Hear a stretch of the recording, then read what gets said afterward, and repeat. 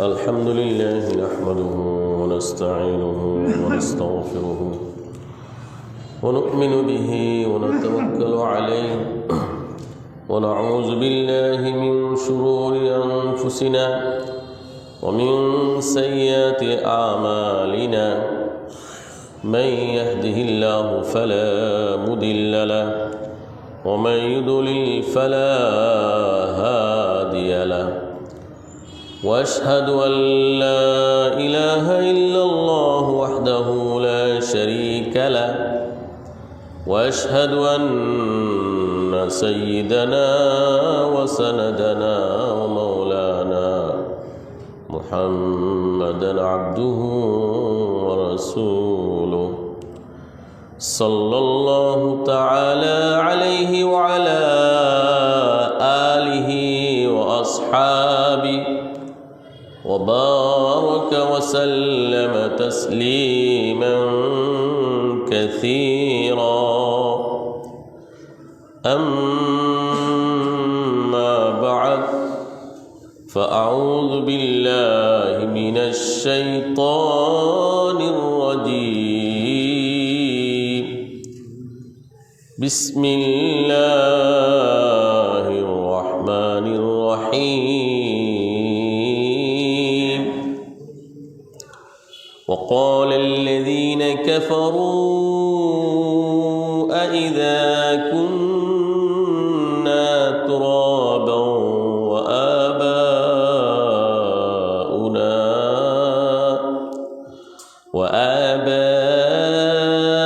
وآباؤنا أئنا لمخرجون لقد وعدنا هذا نحن وآباؤنا من قبل إن هذا إلا أساطير الأولين قل سيروا في الأرض فانظروا كيف كان عاقبة المجرمين ولا تحزن عليهم ولا تكن في ضيق مما يمكرون ويقولون متى هذا الوعد إن كنتم صادقين قل عسى أن يكون ردف لكم بعض الذي تستعجلون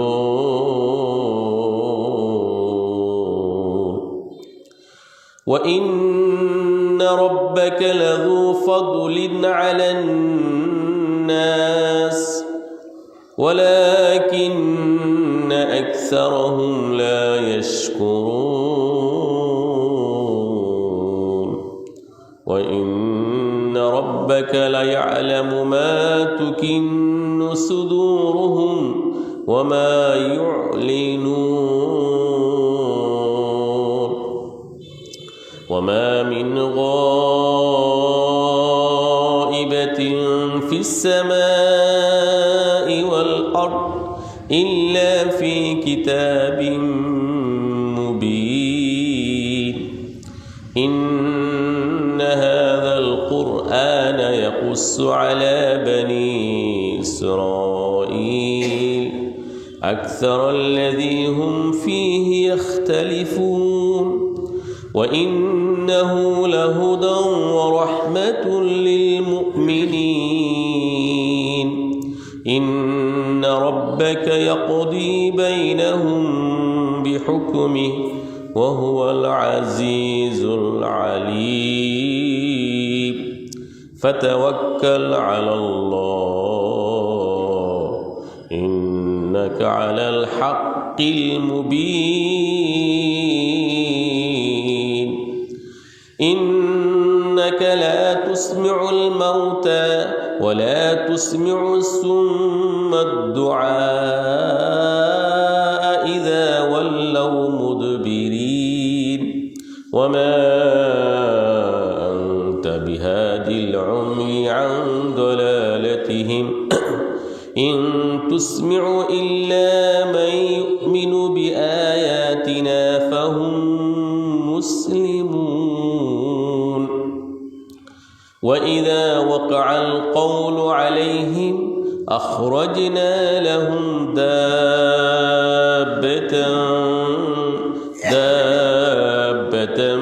من الأرض تكلمهم أن الناس كانوا بآياتنا لا يوقنون بارك الله لنا ولكم في القرآن العظيم ونفعنا وإياكم بالآيات والذكر الحكيم প্রাণ খুলে অত্যন্ত নিষ্ঠার সাথে ইখলাসের সাথে ইস্তিগফার পাঠ করি, নবীর প্রেমে উজ্জীবিত হয়ে দুরূদ শরীফ পড়ি। আস্তাগফিরুল্লাহাল্লাযী লা ইলাহা ইল্লা হুয়াল হাইয়ুল কাইয়্যুম ওয়া আতুবু ইলাইহি আস্তাগফিরুল্লাহাল্লাযী লা ইলাহা ইল্লা হুয়াল হাইয়ুল কাইয়্যুম ওয়া আতুবু ইলাইহি আস্তাগফিরুল্লাহাল্লাযী লা ইলাহা إلا هو الحي القيوم وأتوب إليه ولا حول ولا قوة إلا بالله العلي العظيم اللهم صل على محمد وعلى آل محمد كما صليت على إبراهيم وعلى إنك حميد مجيد اللهم بارك على محمد وعلى آل محمد كما باركت على إبراهيم وعلى آل إبراهيم إنك حميد مجيد اللهم صل وسلم وبارك عليه اللهم افتح علينا حكمتك وانشر علينا رحمتك يا ذا الجلال والإكرام উপস্থিত সম্মানিত ইসলাম প্রিয়, দিন প্রিয়, নবী প্রিয়, কোরআন প্রেমী সুধীবৃন্দ, প্রচণ্ড শীত, হাড় কাঁপানো ঠান্ডা শীতের মধ্যে মহাগ্রন্থ কোরআনে কারিমের প্রেমে মায়াবী আকর্ষণে ছুটে এসেছেন। আল্লাহ সুবহানাহু ওয়া তাআলার অনেক বড় দয়া। আল্লাহ তাআলা আমাদেরকে জান্নাত দিতে চান, আল্লাহর রহমতে আমাদেরকে বেষ্টিত করতে চান, এই জন্য আমাদেরকে সুযোগ দিয়েছেন। খুশি না বেজার? আসুন খুশি হয়ে আমরা সবাই আল্লাহর দরবারে শুকর গুজার হই। সবাই বলে আলহামদুলিল্লাহ, আলহামদুলিল্লাহ, আলহামদুলিল্লাহ। সমস্ত প্রশংসা, সমস্ত স্তুতিবাদ, সমস্ত গুণ কীর্তন একমাত্র আল্লাহর জন্য। সম্মানিত সুধী, আজকে আপনাদের সামনে সূরাতুন নামালের ৬৭ নং আয়াত থেকে ৮২ নং আয়াত পর্যন্ত তেলাওয়াত করা হয়েছে। সূরাতুন নামল এর ৬৭ নং আয়াত থেকে ৮২ নং আয়াত পর্যন্ত ষষ্ঠ রুকুর তাফসির হবে ইনশাআল্লাহ। আল্লাহ সুবহানাহু ওয়া তাআলা আজকের তেলাওয়াতকৃত আয়াতগুলোর মধ্যে পরকালের আল্লাহ তাআলা আলোচনা করেছেন। ইমানদার তার পূর্ব শর্ত হলো ইমানের জন্য পরকালকে বিশ্বাস করা। পরকাল সত্য, মৃত্যুর পর আরেকটা জগৎ আছে পরকাল। এই পরকালকে দৃঢ় বিশ্বাস করা, এটা হলো ঈমানের একটা বুনিয়াদি বিষয়, মৌলিক বিষয়।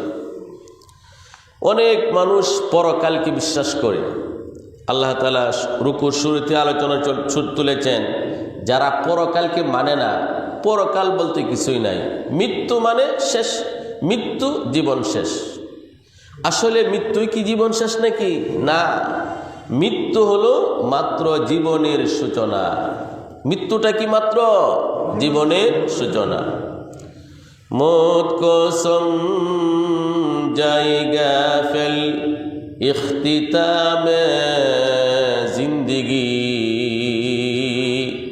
दर हकीकत मौत तेरे इब्तिदाए जिंदगी।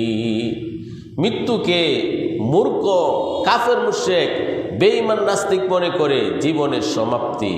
আসলে মৃত্যু হচ্ছে জীবনের মাত্র সূচনা।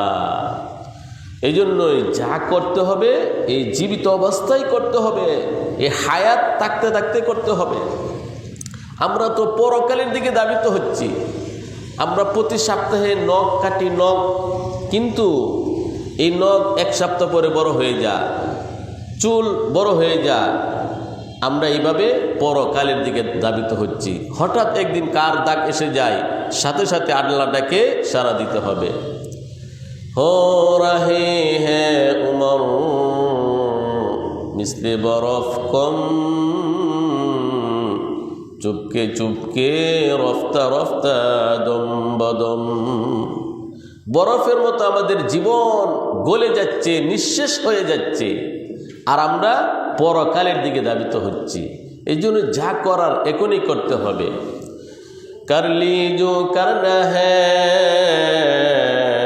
आखिरी मौत है,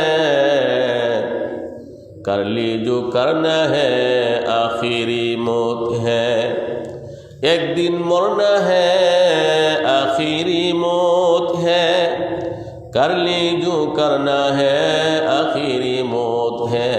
একদিন তো মরতে হবে, এই জন্য যা করার এখনই করে ফেলা। আসুন আমরা সরাসরি তাফসীরে প্রবেশ করি। আউযু বিল্লাহি মিনাশ শাইতানির রাজীম।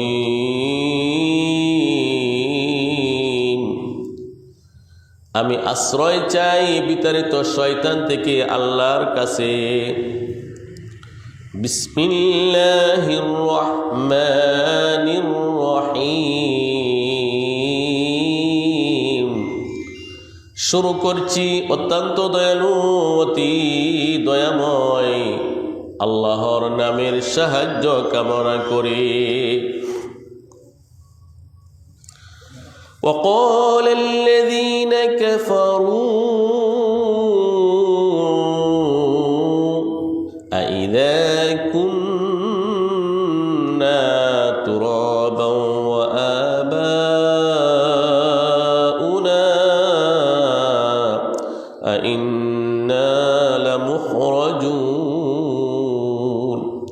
ইরশাদ হচ্ছে, কাফেরগণ বলে, বেঈমান, কাফের, মুশরিক, নাস্তিক, ঈমান যার নাই, কাফেরগণ বলে, আমরা যখন মরে যাব, মাটি হয়ে যাব, আমাদের পিতৃপুরুষ বাপদাদারা মরে গেছেন, মাটি হয়ে গেছেন, এরপরেও আমাদের কি আবারও বের করা হবে, পুনরুত্থান হবে, আমাদের কি আবারও জীবিত করা হবে। لقد وعدنا هذا نحن وآباؤنا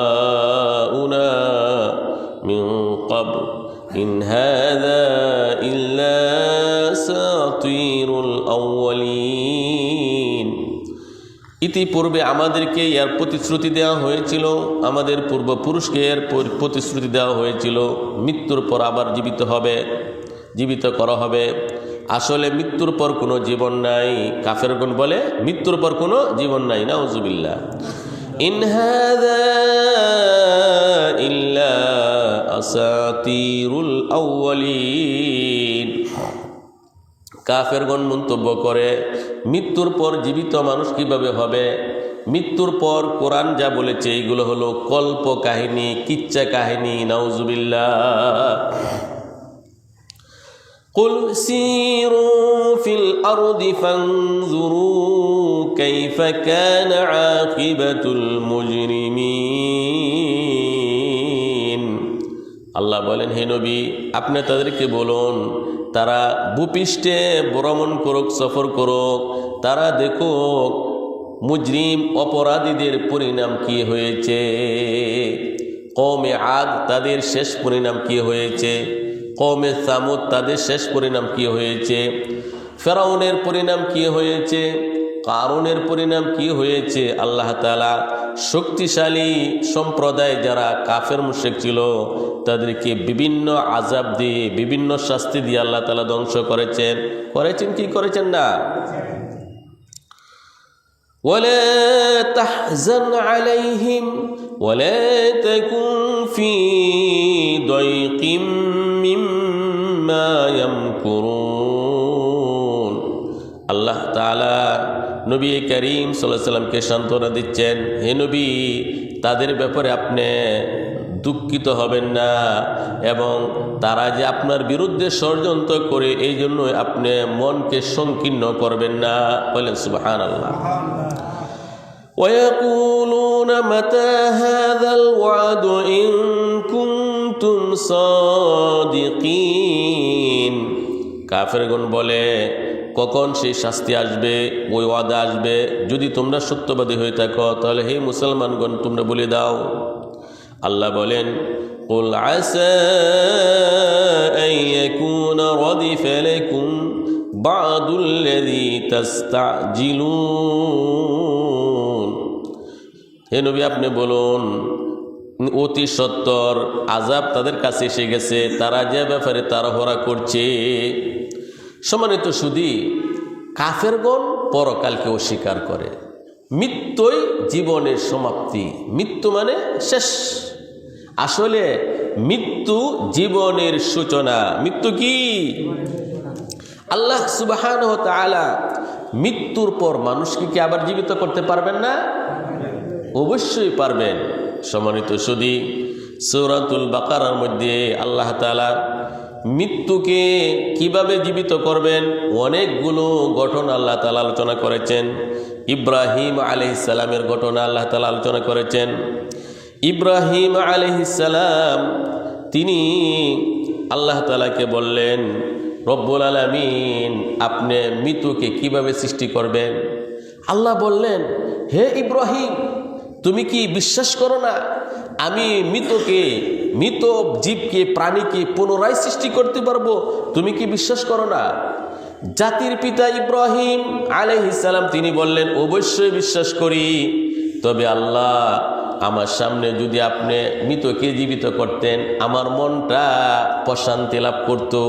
আমার সামনে যদি আপনি মৃতকে কিভাবে জীবিত করেন আমি দেখতাম কতই না আমার ভালো লাগতো। এই জন্য আল্লাহ তাআলা আমি বলেছি। বলেন সুবহানাল্লাহ।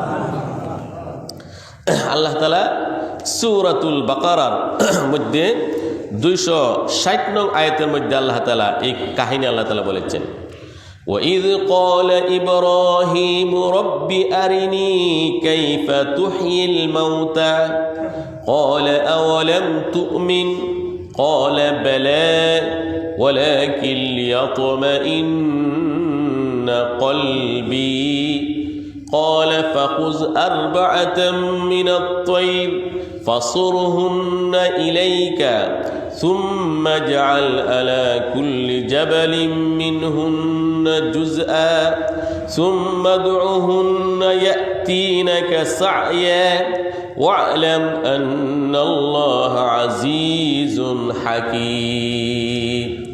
সূরাতুল বাকারার 260 নং আয়াতে আল্লাহ তাআলা মৃত্যুকে পুনরায় আল্লাহ তাআলা কিভাবে জীবিত করবেন এই কাহিনী বলেছেন।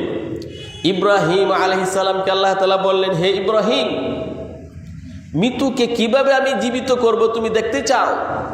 ইব্রাহিম, তুমি 4টা পাখি ধরো, 4টা পাখিকে লালন পালন করো, ফুস বানায় নাও। তাফসীরে কিতাবে লেখেন, ময়ূর, মোরগ, কবুতর এবং কাক, এই 4টা পাখি ইব্রাহিম আলাইহিস সালাম লালন পালন করতে শুরু করলেন, ফুস বানিয়ে নিলেন। যখনই ডাক দেন তখনই চলে আসে। ময়ূরকে ডাকলে ময়ূর আসে, মুরুগকে ডাকলে মুরুগ আসে, কাককে ডাকলে কাক আসে এবং কবুতরকে ডাকলে কবুতর আসে। ইব্রাহিম আলাইহিস সালাম যখন 4টা পাখিকে ফুস বানাইলেন, যখনই ডাকেন উড়া মাইরে চলে আসে। আল্লাহ রাব্বুল আলামিন তখন বললেন, হে ইব্রাহিম, এই 4টা পাখিকে তুমি জবাই করো এবং 4টা পাখিকে একদম তুমি মিশিয়ে ফেলো, একদম মানে টুকরো টুকরো করে কেটে কেটে একদম মানে রেজা রেজা করে তুমি বিক্ষিপ্ত করে বিভিন্ন পাহাড়ের মধ্যে একটু একটু রেখে দাও। ইব্রাহিম আলাইহিস সালাম 4টি পাখিকে জবাই করে একদম ফিনিশ করে একটু একটু বিভিন্ন পাহাড়ের মধ্যে রাখলেন। এরপর ইব্রাহিম আলাইহিস সালাম বললেন, হে মুরুগ আমার কাছে চলে আসো, হে কাক আমার কাছে চলে আসো, ময়ূর আমার কাছে চলে আসো। সাথে সাথে সবাই জীবিত হয়ে ইব্রাহিম আলাইহিস সালামের কাছে চলে আসলো। বলেন আল্লাহু আকবার, আওয়াজ করে আল্লাহু আকবার কাবীরা, আল্লাহু আকবার কাবীরা। ওয়াইদ ক্বালা ইব্রাহিম, স্মরণ করো সেই সময়ের কথা যখন ইব্রাহিম আলাইহিস সালাম বললেন, রব্বি আরিনি কাইফা তুহিল মাউতা, হে আমার প্রতিপালক, আপনি মৃতকে কিভাবে জীবিত করবেন। ক্বালা, আল্লাহ বললেন, আওয়ালাম তুমিন, তুমি কি বিশ্বাস করো না।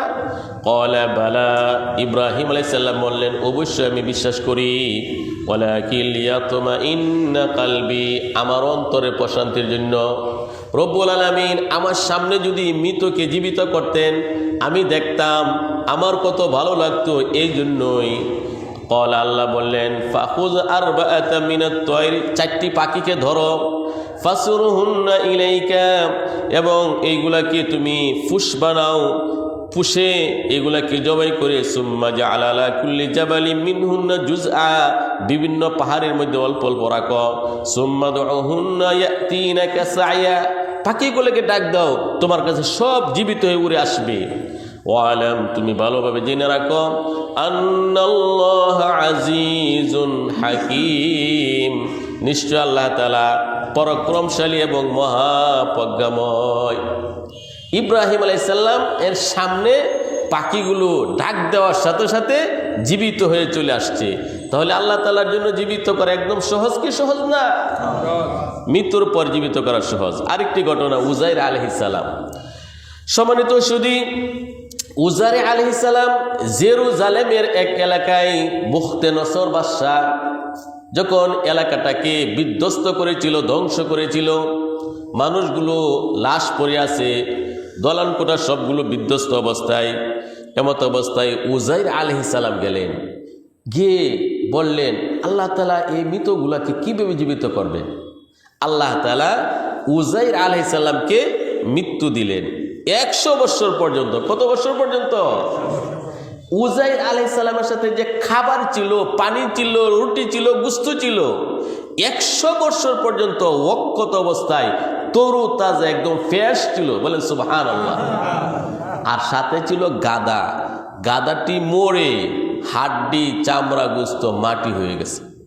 আল্লাহ তাআলা বলেন উজাইর আলাইহিস সালামের ঘটনা, আল্লাহ বলেন, আও কাল্লাযী মাররা আলা ক্বরয়াতিন ওয়া হিয়া খাবিয়াতুন আলা উরুশিহা ক্বালা আন্না ইউহয়ী হাযিহিল্লাহু বা'দা মাউতিহা। ওই ব্যক্তির মতো যে এক বিধ্বস্ত এলাকায় যাচ্ছিল, সে ধ্বংসস্তূপ দেখে বলছিল, আন্না ইউহয়ী হাযিহিল্লাহু বা'দা মাউতিহা, এই যে মানুষ মারা গেল আল্লাহ তাআলা কিভাবে সৃষ্টি করবেন। ফাআমাতাহুল্লাহু মিয়াতা আমিন, 100 বছর পর্যন্ত আল্লাহ তাআলা উজাইর আলাইহিস সালামকে মৃত অবস্থায় রাখলেন।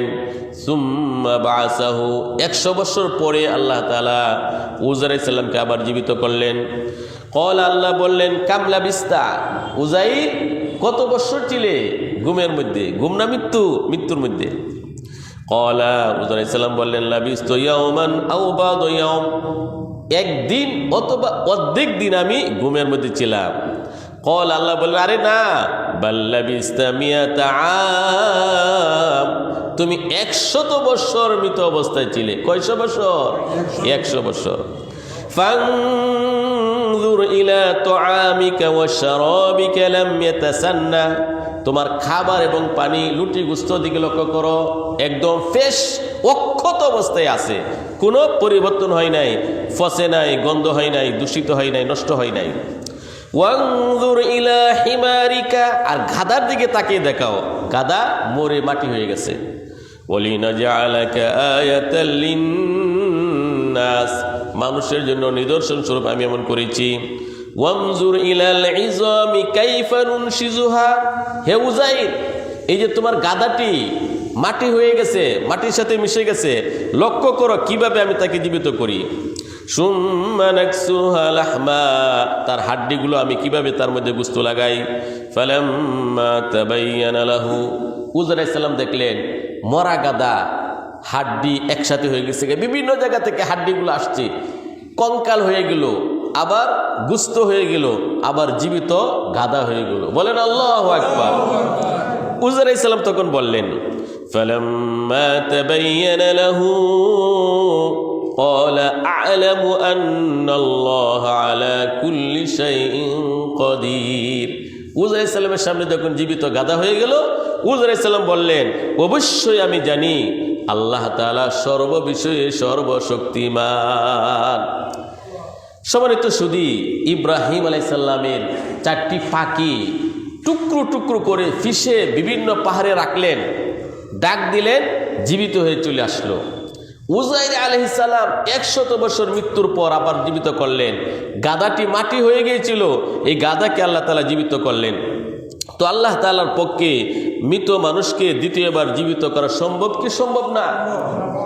এই জন্য সম্মানিত সুধী, হাদিসে কুদসিতে আসছে, আদম সন্তান আল্লাহ বলেন, আদম সন্তান মানুষ আমি আল্লাহ তাআলাকে কষ্ট দেই। কিভাবে কষ্ট দেয়?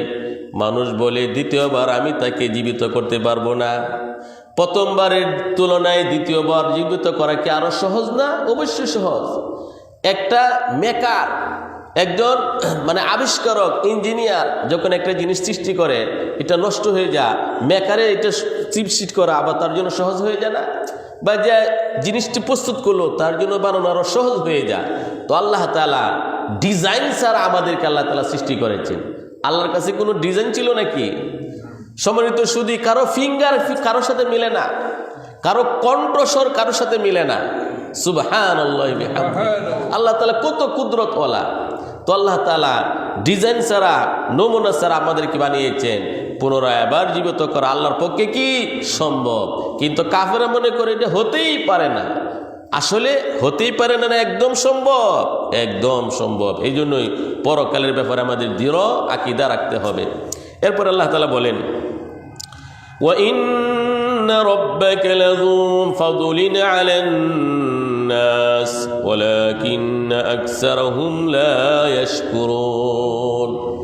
সমস্ত বিশ্ববাসীকে আল্লাহ তাআলা দাওয়াত দিচ্ছেন, হে বিশ্ববাসী, তোমরা তোমাদের দয়াময় দয়ালু রবের দিকে চলে আসো। আল্লাহ বলেন, ওয়া ইন্না রাব্বাকা, হে নবী আপনার রব, আপনার প্রতিপালক, লাযু ফাদলিন আলান নাস, মানুষের জন্য অত্যন্ত দয়ালু, দয়াশীল। ওয়ালাকিন্না আকসারহুম লা ইয়াশকুরুন, কিন্তু অধিকাংশ মানুষ তার শুকরিয়া আদায় করে না। আল্লাহু আকবার।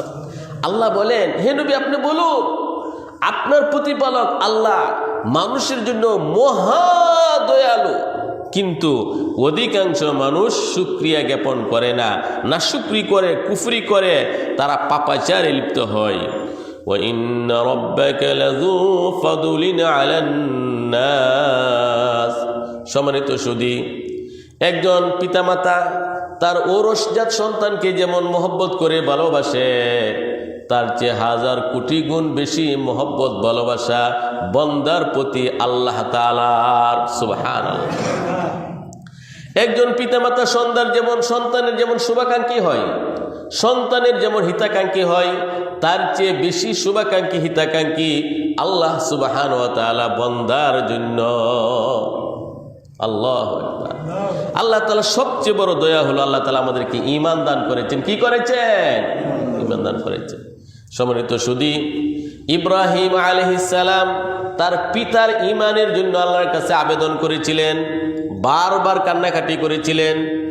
ইব্রাহিম আলাইহিস সালাম আল্লাহর কাছে বলেছিলেন, আয় আল্লাহ, আমার জন্মদাতা পিতা, আমার পিতাকে আপনি হেদায়েত দেন, ঈমান দেন। আল্লাহ বলেন, হে ইব্রাহিম, আমি আল্লাহর চূড়ান্ত সিদ্ধান্ত, তুমি নবী, কিন্তু তোমার আব্বাকে, তোমার জন্মদাতা পিতাকে আমি ঈমান দিব না। নূহ আলাইহিস সালাম তার সন্তান কেনআনের ঈমানের জন্য আল্লাহর কাছে আবেদন করলেন। আল্লাহ বললেন, হে নূহ, তুমি নবী হতে পারো, কিন্তু তোমার কলিজার টুকরা, তোমার ওরসজাত সন্তান কেনআনকে আমি ঈমান দিব না। আকায়ে নামদার, তাজদারে মদিনা, সরকারে দু আলম মুহাম্মদুর রাসূলুল্লাহ সাল্লাল্লাহু আলাইহি সাল্লামের সম্মানিত চাচা জনাব আবু তালেব, জনাব আবু তালেব 42টি বছর ছায়ার মতো নবীজির সাথে থাকতেন। জনাব আবু তালেব এত সুহাগ, এত আদর, এত ভালোবাসা, স্নেহ নবীজিকে দেখিয়েছেন, ছায়ার মতো নবীজির সাথে থাকতেন। এই জন্য এই হাদিসের মধ্যে আসছে, জাহান্নামের মধ্যে সবচেয়ে লঘু শাস্তি, সবচেয়ে নিম্নমানের শাস্তি যে লোকটির হবে, তিনি হলেন জনাব আবু তালেব। আগুনের স্যান্ডেল তাকে পরিয়ে দেওয়া হবে, এর তাপে মাথার মগজ টকবক করে গলতে থাকবে। নাউজুবিল্লাহ। সম্মানিত সুধী, সরকারে দু আলম মুহাম্মদুর রাসূলুল্লাহ সাল্লাল্লাহু আলাইহি সাল্লাম আল্লাহর কাছে বারবার আবেদন করলেন, আল্লাহ, আমার চাচা আবু তালেবকে ঈমান দেন। আল্লাহ তাআলা বলেন, হে নবী, আমার চূড়ান্ত সিদ্ধান্ত, আবু তালেবকে আমি ঈমান দিব না। 42 বছর যার নবীজির পৃষ্ঠপোষকতা করেছেন, নবীজির সেবা করেছেন, আল্লাহর কাছে বারবার বলার পরেও আবু তালেবকে আল্লাহ তাআলা ঈমান দিলেন না।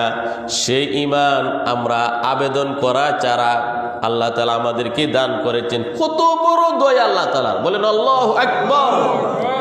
আল্লাহু আকবার কাবীরা। বলেন সবাই,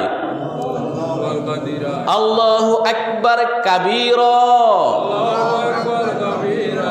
আলহামদুলিল্লাহি কাসীরা,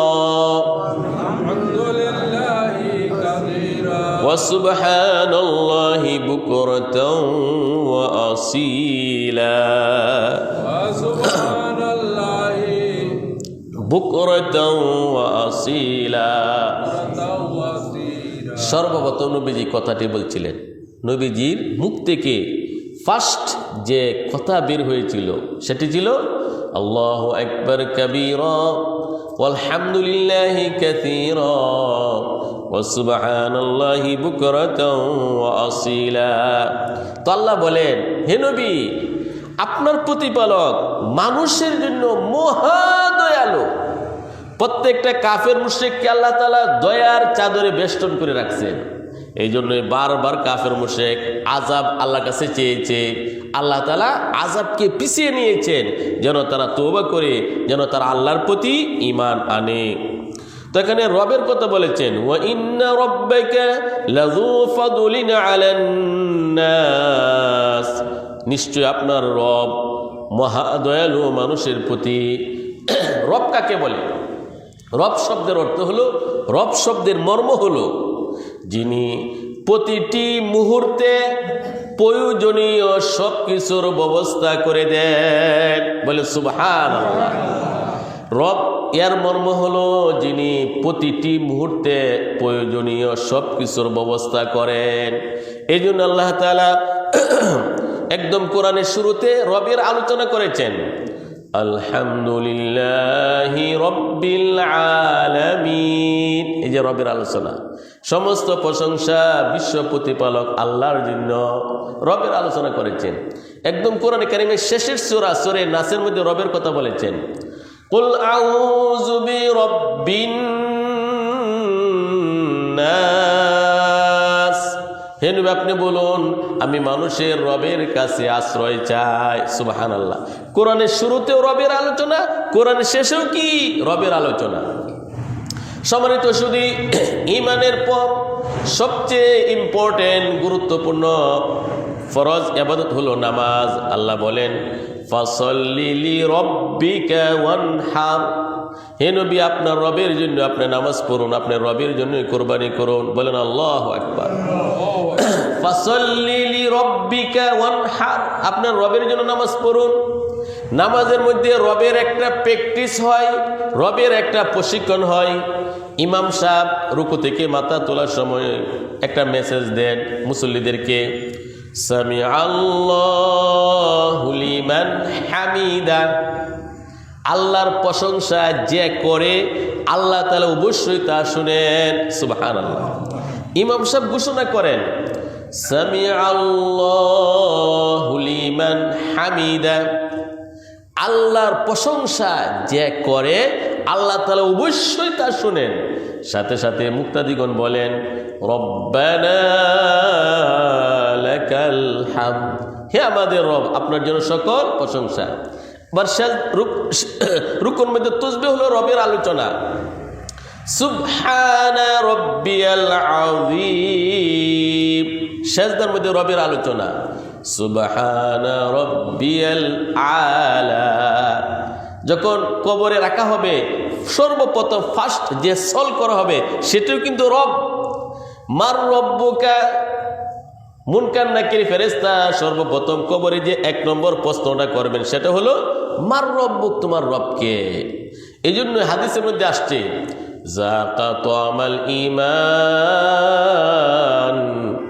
মান রাদিয়া বিল্লাহি রাব্বা ওয়া বিল ইসলামি দীনা ওয়া বি মুহাম্মাদির রাসূলা। আল্লাহ নবী বলেন ইমানের টেস্ট, ইমানের স্বাদ পেয়েছে ওই ব্যক্তি মান রাদিয়া বিল্লাহি রাব্বা, আল্লাহকে রব হিসাবে পেয়ে যে ব্যক্তি সন্তুষ্ট। আমরা কি আল্লাহকে রব হিসেবে পেয়ে সন্তুষ্ট না সবাই? বলেন আলহামদুলিল্লাহ। আল্লাহ নবী বলেন ইমানের স্বাদ পেয়েছে তারা যারা আল্লাহকে রব হিসেবে পেয়ে সন্তুষ্ট। মান রাদিয়া বিল্লাহি রাব্বা, আল্লাহকে রব হিসাবে পেয়ে সন্তুষ্ট। ওয়া বিল ইসলামি দীনা, ইসলামকে দিন হিসাবে পেয়ে, ধর্ম হিসাবে পেয়ে সন্তুষ্ট। ওয়া বি মুহাম্মাদির রাসূলা, মুহাম্মদ সাল্লাল্লাহু আলাইহি সাল্লামকে নবী রাসূল হিসেবে পেয়ে সন্তুষ্ট। ওই ব্যক্তি ইমানের মজা পেয়েছে, স্বাদ পেয়েছে। তো আমরা ইমানের স্বাদ পেয়েছি, এই জন্যই তো প্রচন্ড হার কাঁপানো শীতের মধ্যে আল্লাহর কালামের তাফসীর শোনার জন্য ছুটে আসছি। বলেন আলহামদুলিল্লাহ। ফজরের সময় কনকনে শীত, ঠান্ডা পানি দিয়ে ওযু করি কিন্তু মিষ্টি লাগে, ভালো লাগে। মসজিদে আসছি ঠান্ডা লাগে কিন্তু আমাদের কাছে ভালো লাগে। আর যাদের কাছে ইমানের স্বাদ নাই তাদের কাছে লেপ এবং কম্বলের তাপ ভালো লাগে। নাউজুবিল্লাহ বলেন। এই জন্য হাদিসের মধ্যে আসছে যে ব্যক্তি সকাল সন্ধ্যায় দোটি পড়বে, রাদিতু বিল্লাহি রাব্বা ওয়া বিল ইসলামি দীনা ওয়া বি মুহাম্মাদিন নাবিয়্যাও ওয়া রাসূলা, হাসরের কঠিন ময়দানে ওই বান্দাকে আল্লাহ তাআলার দায়িত্বে তাকে খুশি করে দিবেন। সুবহানাল্লাহ। এরপর আল্লাহ তাআলা বলেন ওয়া ইন্না রাব্বাকা লা ইয়ালামু মা তুকিন্নু সুদুরুহুম ওয়া মা ইউলিনুন, নিশ্চয় হে নবী আপনার প্রতিপালক তাদের অন্তরে যা গোপন করে এবং যা প্রকাশ করে সব আল্লাহ তাআলা জানেন। জানেন কি জানেন না? আল্লাহ তাআলা জানেন। ওয়া মা মিন গায়িবাতিন ফিস সামাই ওয়াল আরদ, নবমণ্ডল ভূমণ্ডলের কোনো গায়েব বস্তু নেই। ইল্লা ফি কিতাবিম মুবিন, সব কিছু সুস্পষ্ট কিতাবে লিখিত রয়েছে, সুরক্ষিত রয়েছে লাউহে মাহফুজে। ইন্না হাযাল কুরআন ইয়াকুসসু আলা বনি ইসরাঈল আকসারাল্লাযী হুম ফীহি ইখতালিফুন, এই মহাগ্রন্থ কোরআনে কারীম বনি ইসরাইলের অনেক কাহিনী, অনেক ঘটনা বর্ণনা করে যে ব্যাপারে তারা অধিকাংশ ব্যক্তি যারা মতনৈক্য করে। ওয়া ইন্নাহু লাহুদাও ওয়া রাহমাতুল লিল মুমিনিন, আল্লাহ বলেন এই মহাগ্রন্থ কোরআনে কারীম মুমিনদের জন্য পথ প্রদর্শক, মুমিনদের জন্য মহা রহমত। বলেন আলহামদুলিল্লাহ। এই মহাগ্রন্থ কোরআনে কারীম ব্যাপারে আল্লাহ তাআলা বলেন ওয়াইন্নাহু লাহুদাও ওয়া রাহমাতুল লিল মুমিনিন। এই কোরআনে কারীম মুমিনদের জন্য পথ প্রদর্শক, রাস্তা দেখায়, হিদায়াত এবং মুমিনদের জন্য মহা রহমত। সুবহানাল্লাহ। আপনারা যে তাফসীর শুনতেছেন, আল্লাহ তাআলার রহমতের চাদরে আপনাদেরকে আল্লাহ তাআলা বেষ্টন করে রেখেছেন। সুবহানাল্লাহ। যে কানে তাফসীর শুনতেছে, কোরআনের শব্দগুলি শুনতেছে, কান বরকতপূর্ণ। যে জায়গায় বসছেন তাফসীর শোনার জন্য, জায়গাটাও বরকতপূর্ণ হয়ে গেছে। এই জন্যই উলামায়ে কেরাম লিখেছেন, কোরআন যারা স্পর্শ করবে, হাত, যে হাত কোরআনের সাথে লাগবে ওই হাত দামি হয়ে যাবে। যে চোখ কোরআনকে দেখবে, চোখ দামি হয়ে যাবে। যে জিহ্বা দিয়ে কোরআন পড়বে ওই জিহ্বা দামি হয়ে যাবে। যে অন্তরে কোরআনের মোহব্বত ভালোবাসা থাকবে সেই অন্তর আল্লাহর কাছে দামি হয়ে যাবে। সুবহানাল্লাহ। সম্মানিত সুধীবৃন্দ, এই কোরআনের একটা বডি হবে, একটা বডি, একটা যুবক হবে সুন্দর আকৃতির, এবং আল্লাহ তাআলা তাকে প্রচুর মেধা দান করবেন। মেধাবী এক যুবকের মতো এই কোরআন হয়ে আল্লাহর কাছে বলবে, আল্লাহ রাব্বুল আলামিন, প্রতি সপ্তাহে খুব আগ্রহের সাথে আমি কোরআনের তাফসীর শোনার জন্য তারা আসতো, নিয়মিত কোরআন পড়তো, বুঝতো। আমি কোরআনকে জীবনে বাস্তবায়ন করার জন্য তারা চেষ্টা করত। রব্বুল আলামিন, আমি কোরআন বলছি, তাকে জান্নাত দাও। বলেন আল্লাহু আকবার। সাথে সাথে আল্লাহ তাআলা জান্নাত দিয়ে দিবে। সম্মানিত সুধী, এই কোরআন কবরে থাকবে। হাদিসের মধ্যে আসছে, মৃত ব্যক্তিকে যখন কবরে রাখা হয়, আত্মীয় স্বজন চলে আসে, সবাই চলে আসে, এই কোরআনের একটা আকৃতি হয়। কোরআন মাথার কাছে সেরের মধ্যে বসা থাকবে, উঁচু জায়গার মধ্যে কোরআন থাকবে। ডানে বামে বিভিন্ন নেক আমল থাকবে। নামাজের একটা আকৃতি হবে, রোজার একটা আকৃতি হবে, ওযুর একটা আকৃতি হবে। আমরা যে পায়ে হেঁটে হেঁটে মসজিদে আসি, এই পায়ে হেঁটে আসাটা, এটারও একটা আকৃতি হবে। সুবহানাল্লাহ। আপনি প্রাপ্তবয়স্ক হওয়ার পর থেকে মৃত্যুর শেষ মুহূর্ত পর্যন্ত যত কদম দিয়ে নামাজে গিয়েছেন, নামাজে এগিয়ে গেছেন, নামাজে চলেছেন, নামাজে গেছেন, প্রত্যেকটা কদম আল্লাহর কাছে হিসাব আছে, লিপিবদ্ধ আছে। সুবহানাল্লাহ। এই জন্য হাদিসের মধ্যে আসছে, মুসল্লি যখন ওযু করে বাসা থেকে রওনা হয়, তখনই তার নামাজ শুরু হয়ে যায়। প্রত্যেকটা কদমে কদমে গুনাহ মাফ করা হয়, প্রত্যেকটা কদমে কদমে তার মর্যাদা বৃদ্ধি করে দেওয়া হয়। সুবহানাল্লাহ। তো আমরা যে মসজিদে আসতেছি প্রতিদিন, পায়ের কদম, এটাও একটা নেক আমল। এই নেক আমলের একটা আকৃতি হবে, প্রত্যেকটা নেক আমলের একটা বডি হবে। কবরের মধ্যে চতুর্দিক দিয়ে নামাজ, রোজা, পায়ে হেঁটে আসা, ওযু, দান খায়রাত, এসব কিছু বসা থাকবে। মুনকার নেকির এখন প্রশ্ন করবে যেন এই নেক আমলগুলো মৃত ব্যক্তিকে সহযোগিতা করতে পারে। মাথার দিক দিয়ে উঁচু জায়গার মধ্যে কোরআন বসে থাকবে। যখন এই মুনকার নেকি ফেরেশতারা প্রশ্নের জন্য আসবে, কোরআনে ধমক দিয়ে সরাই দিবে। বলেন আল্লাহু আকবার। আরে রাবিয়া বসরি নামে একজন ব্যক্তি ছিল, মহিলা ছিল। রাবিয়া বসরি নামে এক মহিলা। রাবিয়া বসরি, ওনাকে যখন কবরে রাখা হলো, মুনকার নাকির ফেরেশতা এক নম্বর সওয়াল করলো, মার রব্বুকা, তোমার রবকে, মার রব্বুক। রাবিয়া বসরি বলল যে নামাজের মধ্যে যাকে রব রব হিসেবে ডেকে আসছি, সারা জীবন যাকে রব হিসেবে ডাকলাম, 3.5 হাত মাটির তরে আসলাম, আমি কি আমার রবকে ভুলে গেছি? ধমক দিল। আল্লাহ তাআলা বলেন, হে মুনকার নাকির ফেরেশতা, সে তো আমার প্রিয়তমা ভাদি, তার জন্য কবরটাকে জান্নাতে টুকরা বানায় দাও। বলেন সুবহানাল্লাহ। এই জন্যই নেক আমল কবরে আসবে। তো আল্লাহ তাআলা বলেন, ওয়া ইন্নাহু লাহুদাও ওয়া রাহমাতুল লিল মুমিনিন। এই মহাগ্রন্থ কোরআনে কারীম মুমিনদের জন্য হেদায়েত এবং মহা রহমত। ইন্না রাব্বাকা ইয়াকদি বাইনাহুম বিহুকমিহি ওয়া হুয়াল আজিজুল আলিম। নিশ্চয় আপনার প্রতিপালক তাদের মাঝে তার আদেশে ফয়সালা করবেন। নিশ্চয় আল্লাহ তাআলা মহাপরাক্রমশালী মহাজ্ঞানী। ফাতাওয়াক্কাল আলাল্লাহ ইন্নাকা আলাল হাক্কিল মুবিন। হে নবী, আপনি আল্লাহর উপর ভরসা রাখুন, নিশ্চয় আপনি সুস্পষ্ট সত্যের উপর আছেন। সুবহানাল্লাহ। আল্লাহর নবীকে আল্লাহর উপর ভরসা করার কথা, তাওয়াক্কুল করার কথা আল্লাহ তাআলা বলেছেন। আল্লাহর প্রতি ভরসা। সম্মানিত সুধী, আল্লাহ তাআলা যদি কোনো কাজ না করেন, দুনিয়ার কোনো শক্তি নেই সেই কাজটা করার। করতে পারবো নাকি? এই জন্য ভরসা কার প্রতি করতে হবে? আল্লাহর প্রতি। তাওয়াক্কুল কার প্রতি করতে হবে? আল্লাহর প্রতি। এই জন্য আল্লাহ তাআলা বলেন, ফাতাওয়াক্কাল আলাল্লাহ। হে নবী, আপনি আল্লাহর উপর তাওয়াক্কুল রাখুন, ভরসা রাখুন। আল্লাহর প্রতি আপনি ভরসা করুন। নবীকে বলে সারা বিশ্ববাসীকে আল্লাহ তাআলা বুঝিয়েছেন, হে দুনিয়ার মানব জাতি, তোমরা মহান আল্লাহর উপর আস্থা রাখো, ভরসা রাখো। একজন বুজুর্গ ছিলেন আমাদের সিলসিলার, কাজা উসমান হারুনি রহমাতুল্লাহি আলাইহি। কাজা উসমান হারুনি রহমাতুল্লাহি আলাইহি তিনি সফরে বের হয়েছেন। সফরে তিনি ক্লান্ত হয়ে গেলেন, আগুনের দরকার, আগুন।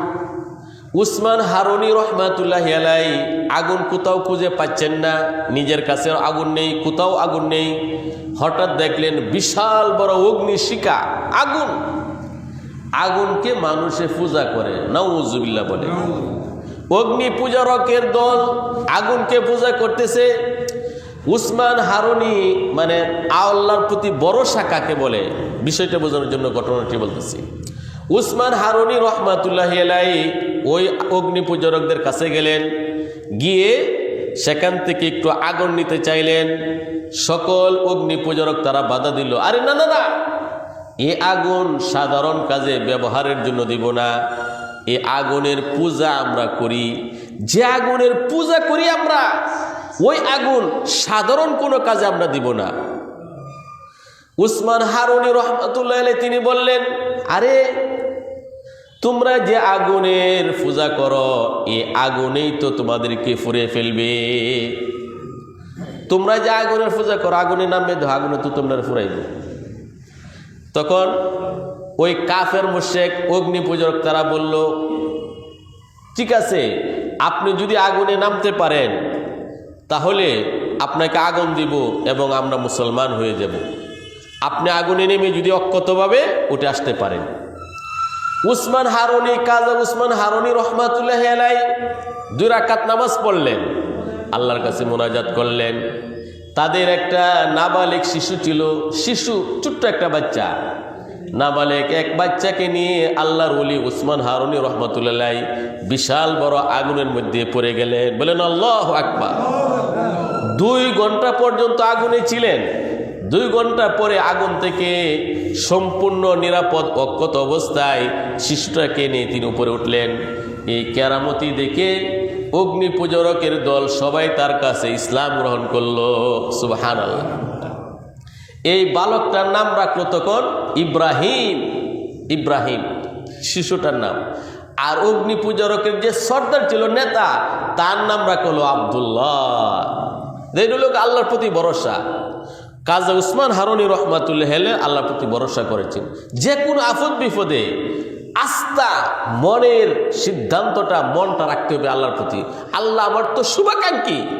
এই পৃথিবীতে আমার পিতামাতা, বন্ধু বান্ধব, আপনজন থেকে সবচেয়ে বেশি শুভাকাঙ্ক্ষী আল্লাহ তাআলা। আল্লাহ আমার ভালো করবেন, কল্যাণ করবেন। আল্লাহ আমাকে অপদস্থ করবেন না, লাঞ্ছিত করবেন না। এই দৃঢ় বিশ্বাস রেখে যখন আল্লাহকে ডাকবে, আল্লাহ অবশ্যই তাকে সাহায্য সহযোগিতা করবেন। إنك لا تسمع الموتى ولا تسمع الصم الدعاء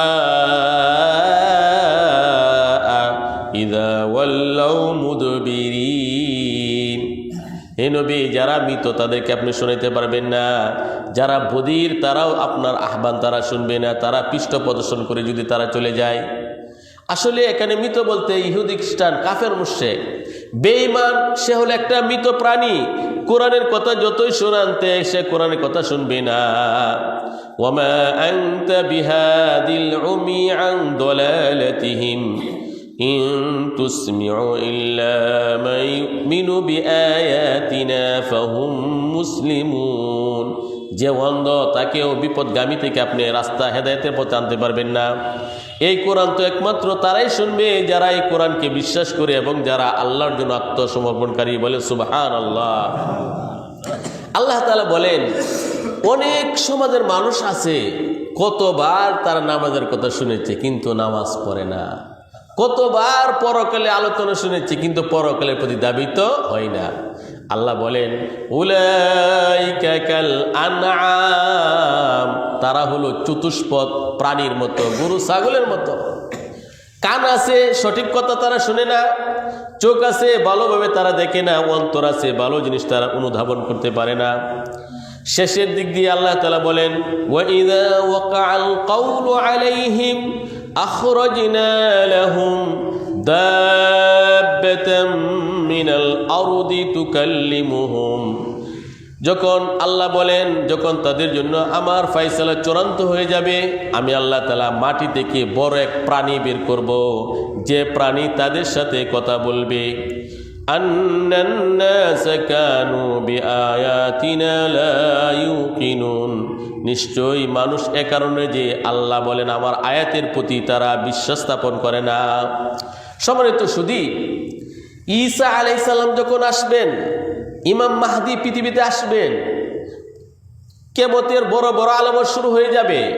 সূর্য পশ্চিম দিক থেকে ওঠা শুরু হবে। কোন দিক থেকে ওঠা শুরু হবে? সূর্য যখন পূর্ব দিকে না উঠে পশ্চিম দিকে উঠবে, তখন মক্কাতুল মুকাররমার সাফা পাহাড়ের বড় পাথর থেকে বিশাল বড় একটা প্রাণী বের হবে। প্রাণী, এই প্রাণীটা মানুষের সাথে কথা বলবে। বলেন আল্লাহু আকবার। যারা ঈমানদার তাদের কপালের মধ্যে সাদা দাগ দিবে, আর যারা কাফের মুশরিক তাদের কপালের মধ্যে কালো দাগ দিবে। আল্লাহ বলেন, وَإِذَا وَقَعَ الْقَوْلُ عَلَيْهِمْ أَخْرَجْنَا لَهُمْ دَابَّةً مِنَ الْأَرْضِ تُكَلِّمُهُمْ। কিয়ামতের পূর্বে মক্কায় সাফা পাহাড়ের বিশাল বড় পাথর থেকে একটা প্রাণী বের হবে, মানুষের সাথে কথা বলবে। ঈমানদার এদেরকে শনাক্ত করবেন সাদা দাগ দিয়ে, আর যারা কাফের কালো দাগ দিয়ে। এরপরে ঈমান আনলে আর ঈমান গ্রহণযোগ্য হবে না। সম্মানিত সুধী, আল্লাহ সুবহানাহু ওয়া তাআলা আজকে আমাদের সবাইকে আজকের এই সংক্ষিপ্ত তাফসীরের উপর আমল করার তৌফিক দান করুন। সুবহানাল্লাহি ওয়া বিহামদিহি আশহাদু আল্লা ইলাহা ইল্লা আনতা আস্তাগফিরুকা ওয়া আতুবু ইলাইকা।